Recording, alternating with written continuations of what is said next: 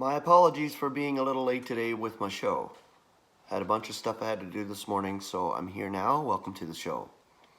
Okay, I'm going to read a small article. It's from July 1959 by Enoch. It's called Resurrection Reassurances.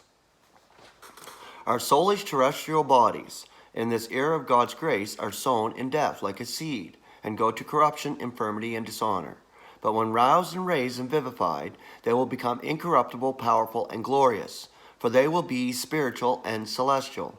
1 Corinthians chapter 15, verse 42 through 46. Life out of death.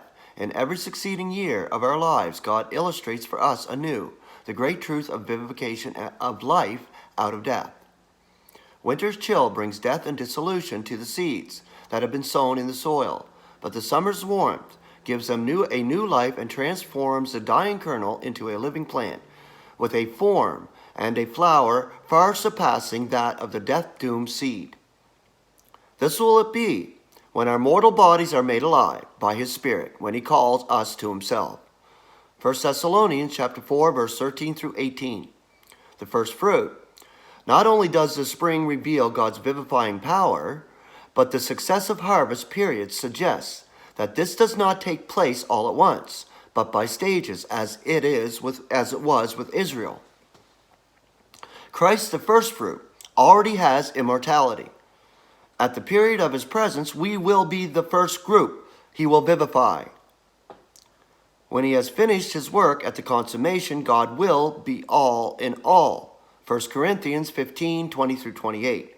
As the first fruit has been roused and raised and vivified, and we have a record of his appearances in his spiritual celestial body, let us revel in these revelations. For we will be like him when we see him as he is, like a mirror, the casting of an eye. When he calls us to the air, it'll be so swift, like that. We will look and we will see. It's a casting of an eye. We will see him and we'll be like him in full orb power of spiritual energy and light beyond, surpassing the noonday sun. This is how we will be changed, just by looking at him and seeing him as he is.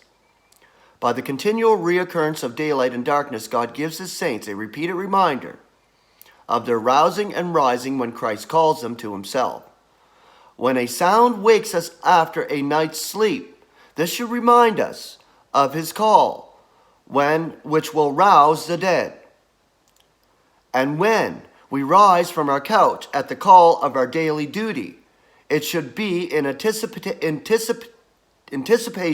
of that trumpet blast, which will raise the bodies of the dead in Christ to meet him in the air.